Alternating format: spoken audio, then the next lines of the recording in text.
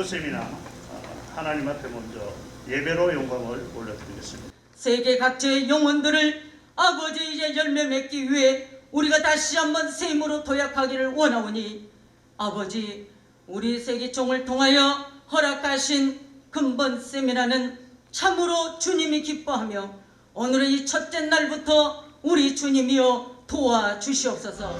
세상 모든 육체가 주의 영광 보도록 우리 부르시는 하나님 주의 손과 발되어 세상을 치유하며 주 섬기게 하소서. 자기를 발견한 사람에게는 여러 가지 특징이 있습니다. 그 중에 하나가 확신입니다. 오늘 본문을 보면 이 사도 바울은 세 가지 확신을 가지고 있어요. 첫째는 목표를 향해서 최선을 다해서 달려왔다는 겁니다. 물론 이 목표는 복음을 전하는 거겠죠. 두 번째는 믿음을 지켰다는 겁니다. 믿음을 지켰다고 하는 것은 뒤집어 얘기하면 믿음을 지키기가 굉장히 어렵다는 걸 전제로 하고 있습니다. 그런데 그 어려움을 극복하고 내가 믿음을 지켰다. 이거 대단한 확신입니다. 대단한 확신이에요. 어찌 보면 건방지다고 생각할 만큼 대단한 확신입니다. 그러면서 세 번째는 내가 그렇게 인생을 살았기 때문에 비록 고달프기도 하고 여러 가지 힘든 일도 있었지만은 나는 죽으면 천당 갈 것이다. 그 이상으로 면류관을 하나님께로부터 받을 수 있다 하는 확신을 갖고 있어요. 자기를 발견했기 때문에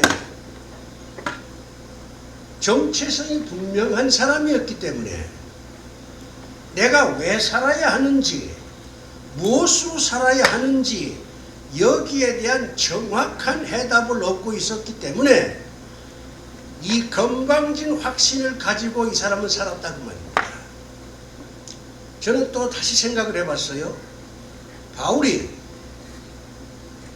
자기를 발견할 때 어떤 과정을 거쳤을까? 물론 교리적인 해석은 간단합니다. 우리 목사들이 늘 자주 하는 얘기죠. 성령이 역사해서 그랬다. 성령이 역사해서 그랬다 하면 답이 없어요. 아니 성령께서 하셨다는데 뭐라고 얘기할 수 있어요? 이게 정답인 건 틀림없지만 그러나 성령의 역사에서 모든 게 다 됐다. 이런 해답은 고민 없는 해답입니다. 고통 없는 해답이에요. 가장 간단한 해답입니다. 가장 쉬운 해답이에요. 가장 어린아이 같은 해답이에요. 그렇기 때문에 성령 역사해서 바울이 자기 자신을 발견했다 하는데 의의를 제기할 수는 없지만은 좀 더 다른 측면에서 도대체 이 건방진 사람이 어떻게 이런 확신을 가질 수 있었겠는가? 자기를 발견할 수 있었겠는가? 그 과정이 도대체 무엇인가? 이거를 제가 고민을 해봤어요. 그래서 찾아낸 게 세 가지입니다. 첫째는 이 사람은 죄의식으로 산 사람이다. 저는 그렇게 생각을 합니다. 우리가 로마서를 보면 바울은 믿음으로 의롭다함을 얻는다고 하는 찬란한 주장을 하고 있습니다. 맞지요?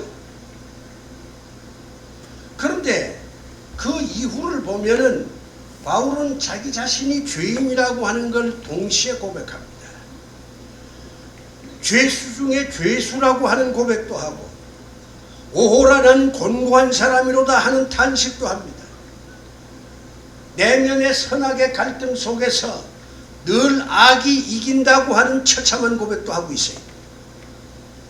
믿음으로 의롭다함을 얻은 건 분명하지만 동시에 그는 죄 앞에서 무너지는 사람이었습니다. 이것을 우리가 좀 더 단순하게 얘기하면 의인이면서 죄인이요, 죄인이면서 의인으로 살았다고 하는 겁니다. 이건 모순이지요. 그러나 인생에 모순이 아닌 게 어디 있어요? 오히려 모순 속에 길이 있다. 그렇게 바울은 생각했던 겁니다. 내가 믿음으로 의롭다함을 얻은 건 틀림없지만은 그렇다고 해서 죄와 초연하게 사는 사람은 못 된다. 여기서 그는 감사와 겸손을 배우는 겁니다. 두 번째는 사명의식입니다. 우리가 사명이란 말을 참 자주 쓰는데 이 바울을 가만히 보면요, 전반부는 그리스도를 알기 전에는 지식에서 나오는 사명감이었어요. 복음이 틀렸다는 거죠.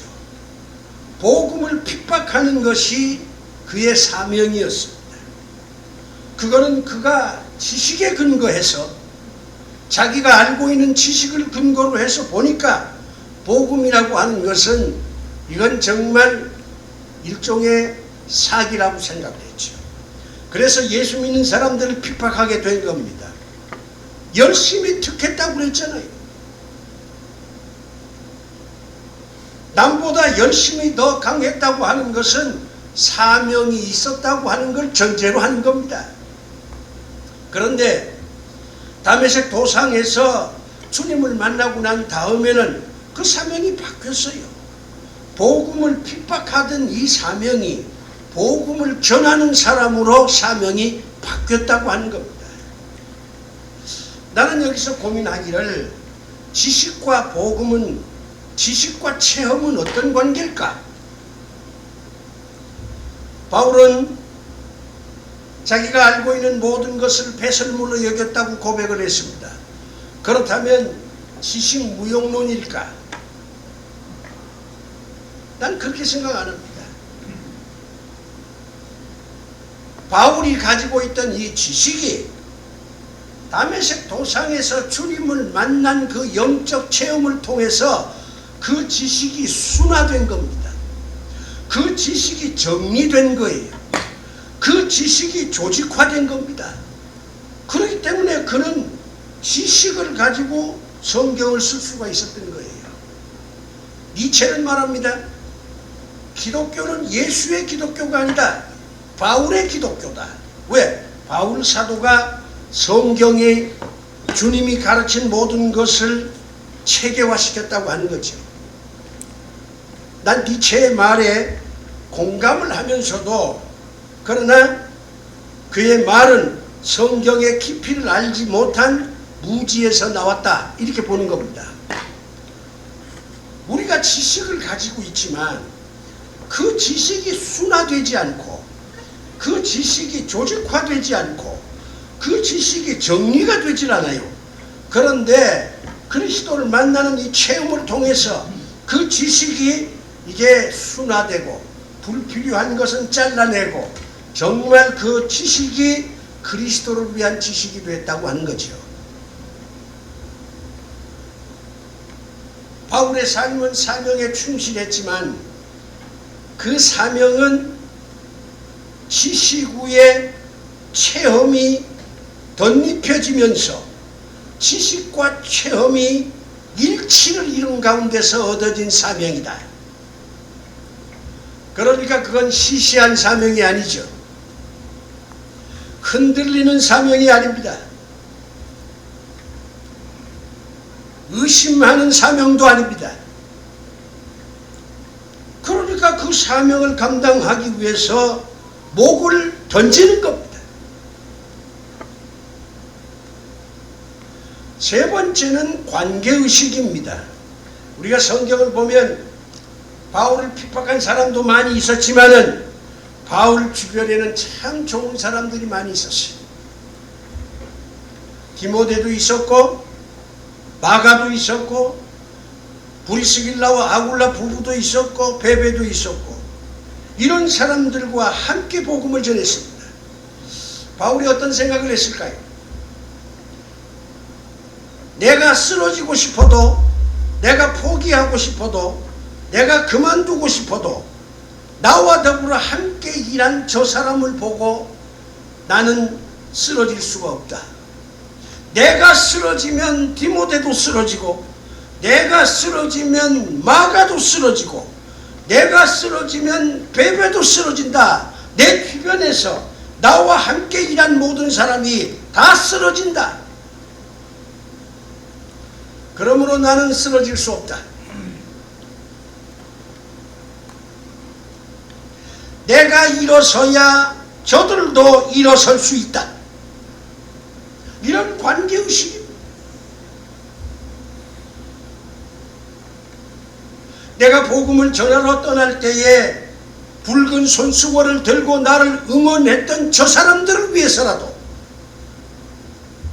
나는 무너지면 안 된다. 이런 게 있었다 그 말이에요. 이런 세 가지 의식이 결합되면서 자기를 발견하게 되는 겁니다. 아, 나는 이것 때문에 살아야 하는구나. 나는 이것으로 살아야 하는구나. 답을 얻은 거죠. 이런 답을 얻은 자만이 자신의 목을 세상에 던질 수가 있어요. 선교사 목사님 여러분, 여러분들이 하는 일이 정말 가치가 있긴 하지만 우리가 좀 더 깊이 생각해 볼 필요가 있습니다. 나한테 죄의식이 있는가? 자기를 파멸시키는 죄의식이 아니라 자기를 성장시키고 자기를 일으켜 세우는 그런 거룩한 죄의식이 있는가? 이게 필요해요. 그래야 선교 사역을 제대로 할 수가 있어요. 그래야 우리가 울 수도 있고, 그래야 우리가 땅을 칠 수도 있고, 그래야 우리가 다시 일어설 수도 있고, 그래야 내가 빚진 자라고 하는 이 책무도 깨달을 수 있습니다. 뭐 믿음으로 의롭다함을 얻었다고 하는 건 무슨 훈장처럼 생각을 하고 그걸로 자신의 모든 죄를 덮어버리고 의인인 척하는 자에게 뭘 기대할 수가 있습니까?